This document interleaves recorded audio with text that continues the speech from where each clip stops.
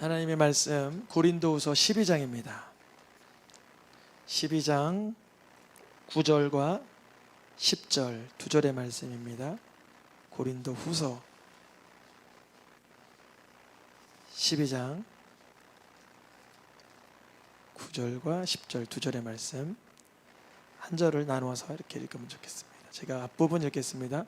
나에게 이르시기를 내 은혜가 너에게 족하다다 이는 내 능력이 약한 데서 온전하여 짐이라 하시니라.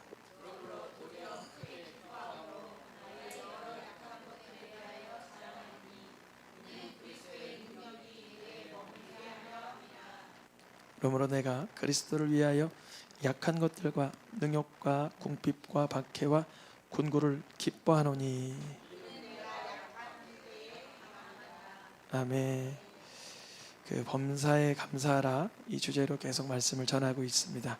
범사에 감사하라. 범사는 언제 어디서나 감사하는 거겠죠. 그래서 우리가 언제를 먼저 언제라는 그 시간적 개념을 좀 집중한다고 한다면, 기쁠 때는 감사가 나오기가 조금 손쉬울 수 있으나 슬플 때 있잖아요. 슬플 때, 괴로울 때는 그 감사가 여기서 표출되기가, 여기서 만들어지기가 조금 힘겹죠. 그리고 편안할 때는 감사하다 그럴 수 있지만, 어려울 때 그리고 중대한 문제 앞에서는 이 감사보다는 좀 다른 걱정되는, 긴장하는 것이 있게 되죠. 언제에 대한 부분, 때에 대한 부분은 그렇다면 이제 어디서 감사할까? 언제 어디서나 감사하는 게 범사라면 어디서? 우리가 교회 안에서는 될 수 있으면 감사하려고 했어요.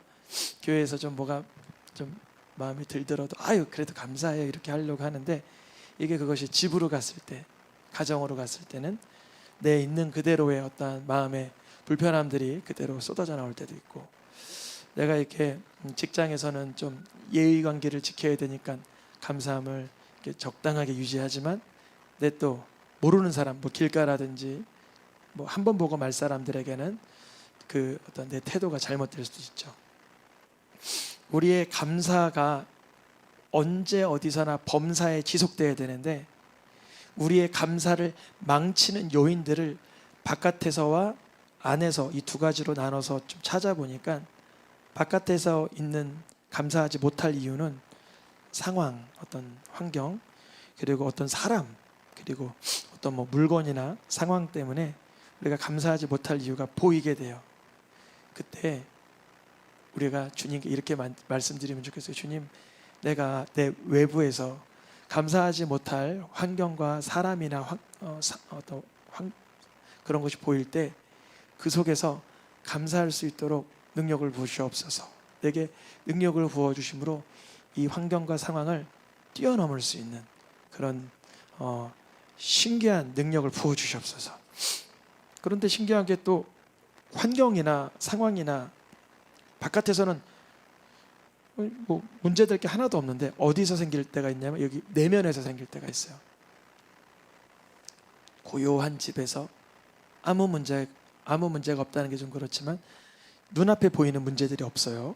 그리고 고요해요. 그런데 이 속에서 염려와 근심과 원망과 불평과 괴로움과 두려움이 몰려올 때 있다는 거죠.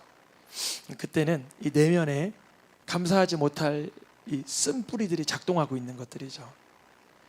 그래서 이제 다시 정리를 하면, 바깥에서 있는 감사 못할 상황이나 내면에서 일어나는 감사 못할 그 무엇들이 있을 때, 바깥에나 내면에나 있을 때, 우리가 감사를 지속하게 할 수 있는 유일한 근거가 있다면, 나는 빵만 있으면 항상 감사해, 이런 분 계세요? 빵만 있으면 감사하다? 뭐 옛날에 못 먹을 때야 뭐 그럴 수도 있겠죠. 빵만 있으면 감사하다 이럴 수도 있겠죠. 그런데 그렇게 안 되잖아요. 우리가 빵 많이 먹어봐서도 알고 배고픔을 달래봐서도 알아요. 그런데요, 우리의 감사를 지속할 수 있게 하는 유일한 바깥에와 내면의 모든 것들을 능가할 만한 이유는 예수님의 내 구주되심 가운데서 발견됩니다. 그래서 바깥에 감사하지 못할 그런 요인들이 많다라고 가정했을 때, 예수님, 이 감사하지 못할 환경들이 나를 누르지 않도록 예수님의 능력으로 내가 이 담을 뛰어넘을 수 있는, 주를 의지할 수 있는 영역을 주시옵소서. 주님이 그러려고 주신 줄 믿습니다. 그러려고 주신 줄 신뢰합니다. 주를 기대합니다. 선포하는 거예요. 이 바깥에 있는 문제에 관해서. 그럼 그 문제가 내게 조금 더 객관적으로 다가와요. 그리고 바로 안 사라질 수도 있지만, 바로 사라지면야 하나님께 영광이지만 바로 안 사라질 수도 있죠.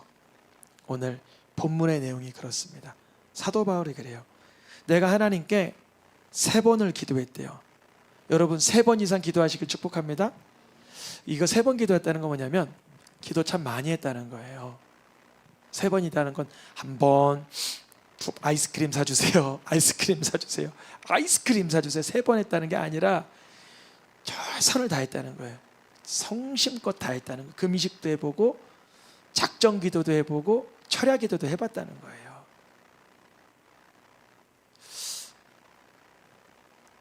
어떤 분이 간증하는 걸 들었어요. 기도는 어떻게 해야 되냐?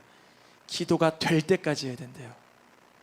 무슨 말이냐면 기도를 우리가 처음 딱 시동을 걸면 기도가 주여 시작해서 예수님 도와주세요, 이것도 물론 경건한 기도인데 거기서부터 시작해서 그 기도가 될 때가 있잖아요. 우리 기도하시던 분들은 경험이 있으실 거예요.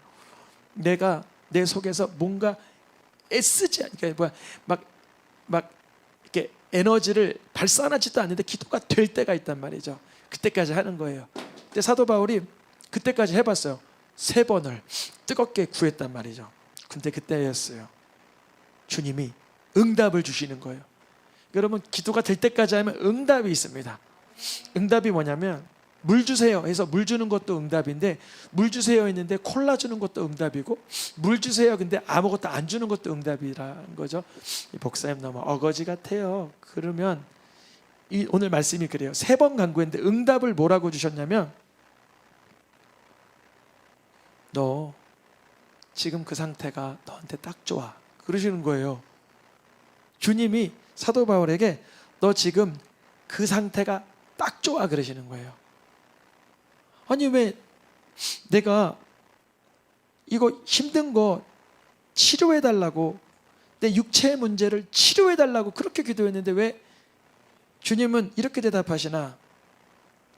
주님께서 사도 바울에게 응답을 주시길 뭐라 그러셨냐면 사도 바울아, 너가 그걸로 인해서 이젠 자만하지 않을 수가 있어. 사도 바울아, 너 그걸 가지고 있으므로 너는 이제 자만하지 않을 수가 있어. 사도 바울이 육체의 가시가 뭔진 잘 모르지만 그게 뭔지 잘 모르겠어요. 어떤 형태의 몸의 괴로움이었을 거예요. 사도 바울이 3번이나 강하게 하나님께 간절히 구했는데 주님은 응답을 주시길 너 자만하지 않게 하려고 내가 그 부분은 가만둘 거야, 그렇게 응답을 하신 거예요. 응답을 주셨어요. 분명히 주셨어요. 근데 응답의 내용이 자만하지 않게 하기 위해서 그걸 가만히 둔다. 그게 하나님의 뜻이라는 거죠. 우리들의 인생 속에 주님, 내가 감사하지 못할 요인이 바깥에도 있고 내 내면에도 있는데 이 부분을 어떻게 하면 좋습니까? 그럴 때 주님은 때로는 그것이 너를 더 하나님의 자녀로 훌륭하게 세워가기 위한 하나님의 작전임을 발견하게 하실 줄 믿습니다. 하나님의 뜻이었다. 만약에 우리가 하나님의 도움이 필요 없이 너무 평범하고 너무 괜찮아서 이렇게 하나님 앞에 3번이나 구할 게 없었다면 사도 바울은 이런 생각했을 거예요. 나는 괜찮은 존재야. 나 정도만 되면 좋을 것 같아. 그런데 사도 바울이 자기가 기도하다가 깨달은 것이 사도 바울도 자만할 수 있다는 거예요. 이 교만은 패망의 선봉인데 사도 바울이 자칫하면 망할 뻔했다는 거죠. 성경 13권을 써놓고 나서도 망한다면 얼마나 안타깝습니까? 오늘 어떤 목사님과 이렇게 교제를 나누는데 이렇게 교회를 이렇게 사역을 하는 가운데 위기를 맞았어요. 위기. 어떤 위기. 그러니까 어른 목사님이 그러세요. 그러시면서 너무 잘 됐다고. 그래서 그 젊은 목사님이 눈이 뚱그러지면서 아니 뭐가 잘 됐어요? 그러니까 목사님이 지금 그것은 하나님께서 너무 잘해 주신 거라고. 혹여나 그것이 이런 모양으로 됐을 때는 우리가 다 연약하여서 하나님 앞에 높아질 수 있으나 하나님께서 목사님을 오랫동안 사명 감당하게 하기 위해서 주신 그런 복된 기회라는 거예요. 그렇게 보시는 거예요. 사도 바울도 하나님 앞에 감사 못할 이유였죠. 이 육체의 가시가 자기 몸 안에 있었고 자기의 삶 가운데 자기를 괴롭게 했던 문제였지만 기도하다가 응답을 받은 거예요. 우리 성도님들의 삶 가운데서도 응답이 있길 축복합니다. 그때 주님께서 뭐라고 말씀하셨어요? 예수님이 이렇게 말씀하신 거예요. 예수님이 이는 예수님의 능력이 너가 약할 때, 너가 참으로 약할 때 그때 예수님의 능력이 너 안에서 온전하여지는 거야. 다시 한 번 더 표현하는 거 밑에요. 이는 예수님의 그리스도 되시는 능력이 너를 덮고 있게 하려고 하는 게 때문이야. 이 머물게라는 단어는 신약 성경에 한 번 나오는 단어인데 이게 무슨 뜻이냐면 그 자동차 옛날에 아끼면 자동차에다 뭐 씌워놨죠. 이렇게 카바 그거예요. 이게 그리스도의 능력이 너에게 카바치게 하려고 하는 거야. 그런 거예요. 사도 바울이 자기의 허약한 그 가시의 문제, 그것이 어떤 건지는 모르죠. 육체의 질병이었는지 관계적인 아픔이었는지 모르지만 그가 하나님께 부르짖으며 예수 그리스도의 능력을 구할 수밖에 없도록 만드는 거예요. 그래서 사도 바울은 자만할 수 없고 예수 그리스도 그 장막 안에 그 카바 안에 들어가서 그 능력으로 온전해 줄 수 있는 거예요. 온전하다가 뭘까요? 온전하다. 하나님 보시기에 우리가 흠도 있고 연약하지만 하나님 보시기에는 괜찮다 하시는 거예요. 누구 때문에? 예수 그리스도의 능력 때문에. 우리만 그렇게 살아야 되냐? 아니죠. 예수님도 그의 성육신 하셔서 주의 말씀을 성부 하나님의 말씀을 순종하며 살 때 예수님이 강하셨다면, 육체가 강하셨다면 십자가에 안 못 박히셨겠지만 어떻게 하셨어요? 그의 약하심으로. 약하시다는 게 뭐냐면 말씀 앞에 내가 낮아지는 거예요. 내가 쓸 수 있는 어떤 권한을 내려놓는 거예요. 그러면 내가 무슨 권한이 있겠어요? 아니에요. 다 권한이 있어요. 애들도 권한이 있습니다.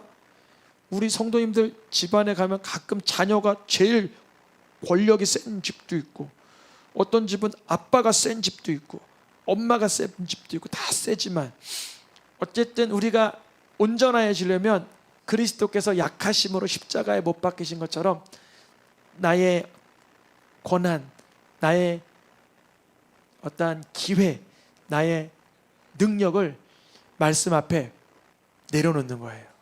그러면 그때 하나님이 역사하시는 걸 경험해요. 예수 그리스도께서 약하심으로 십자가에 못 박히심으로 말씀으로 순복하시니 하나님의 능력으로 예수님을 듬뿍 들어서 만유 위의 머리로 모든 자가 무릎 꿇도록 예수 이름을 만들어 놓으신 것처럼 이제 이걸 우리에게 적용시키면 우리도 예수 그리스도라는 분 안에서 약하나 예수 그리스도라는 장막 안에서 내가 약해지는 듯하나 사도 바울로 개념으로 하면 가시가 여전하나 육체의 허약함이 여전하나 그리스도 예수를 부르짖는 가운데 하나님의 능력으로 예수 그리스도와 함께 동행하는 삶을 살게 하신다는 것입니다. 그것이 바로 범사에 감사할 수 있는, 언제 어디서나 우리가 약할 수 있고 환경이나 내면이 어려울 수 있으나 예수 그리스도 안에 장막으로 들어가 주님의 임재와 능력을 누리시길 축복합니다. 지금 찬양하며 기도하겠습니다.